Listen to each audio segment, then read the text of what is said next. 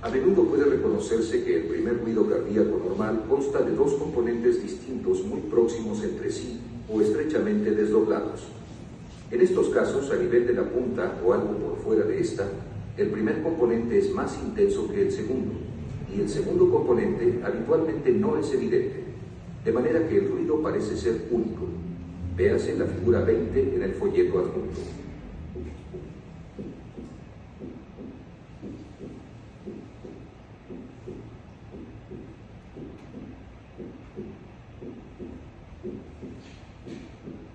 En algún sitio entre la punta y el esternón pueden reconocerse dos componentes de intensidad aproximadamente igual.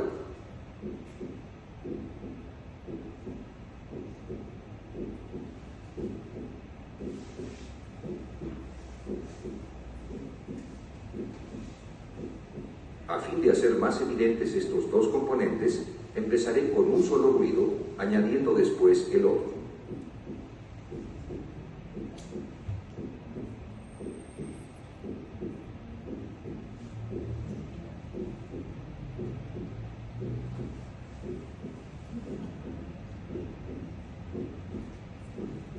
Junto al esternón, el desdoblamiento consiste en un primer componente menos intenso, seguido de un segundo componente algo más agudo y de mayor intensidad.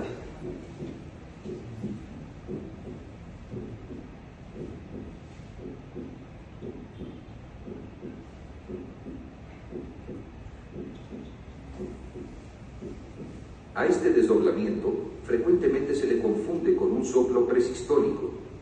El desdoblamiento es más evidente en la expiración y no mide arriba de 0.03 a 0.04 segundos.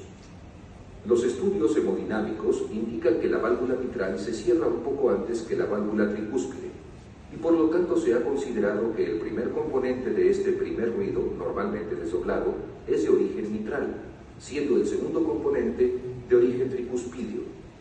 En el bloqueo de la rama derecha puede ocurrir un desdoblamiento anormal del primer ruido cardíaco. Figura 21.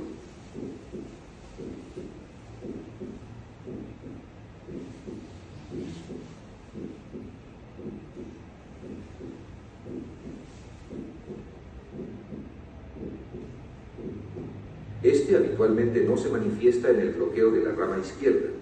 Su presencia durante las arritmias será discutida más adelante. En cierto sentido, un ruido de expulsión o eyección es el segundo componente de un primer ruido cardíaco anormalmente desdoblado.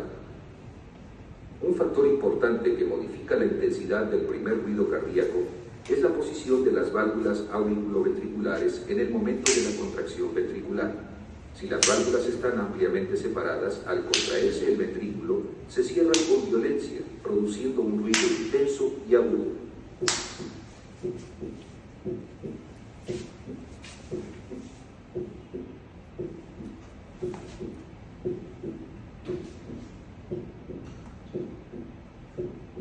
Si las válvulas han vuelto a una posición de cierre y por lo tanto se encuentran parcialmente tensas en el momento de la contracción ventricular, el ruido generado está considerablemente disminuido y apagado.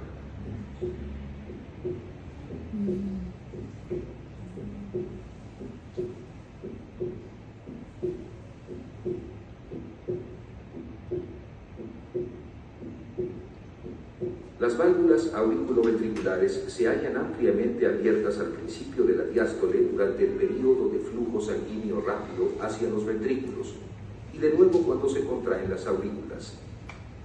Si la sístole ventricular sigue rápidamente la contracción auricular, de manera que las válvulas estén todavía ampliamente separadas, el primer ruido cardíaco es intenso. Si la contracción ventricular está algo retrasada, de manera que las válvulas se hayan aproximado, el primer ruido cardíaco será apagado y débil. Las variaciones del primer ruido cardíaco son muy notables en el bloqueo auriculoventricular completo, en el que existe una disociación auriculoventricular y una relación variable entre la contracción auricular y la ventricular. Observe la baja frecuencia de los latidos y la intensidad variable del primer ruido cardíaco en un paciente con bloqueo auriculoventricular completo.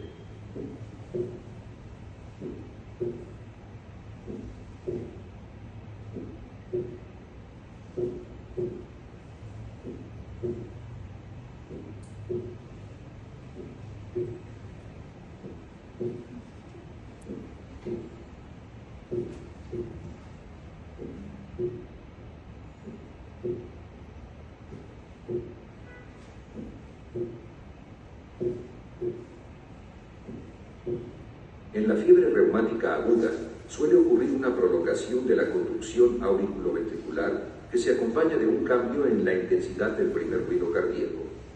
Dentro de ciertos límites se encuentra que si el intervalo PR es de 0.12 segundos, el primer ruido cardíaco es agudo y más intenso que el segundo ruido. Figura 22.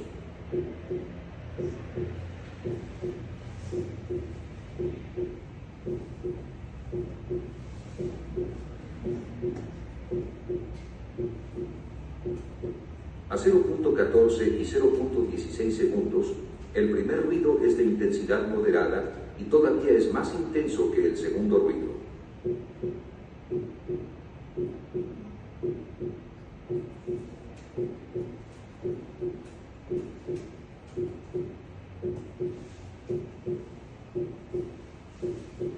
A 0.18 segundos, el segundo ruido puede ser más intenso que el primero, y este primer ruido es de intensidad reducida.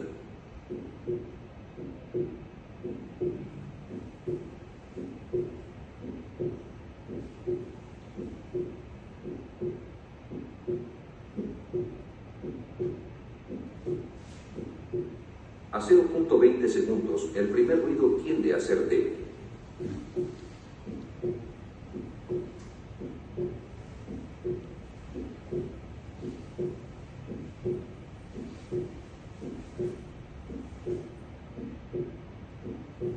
Puede ocurrir un aumento en la intensidad del primer ruido con el ejercicio, la tirotoxicosis, la fiebre y después de ciertos medicamentos, pudiéndose relacionar esto con un desarrollo más rápido de la tensión por el ventrículo izquierdo.